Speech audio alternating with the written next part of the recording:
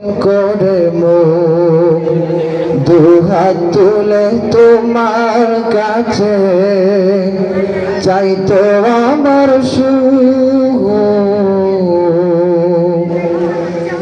মাঝে ছিল সবচেয়ে আপন,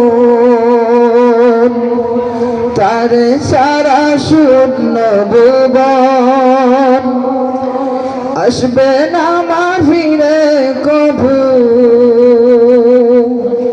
কেঁদে যত বাসাই নয়ন। মাঝে ছিল সবচেয়ে আপন, তারে সারা শূন্য ভুবন।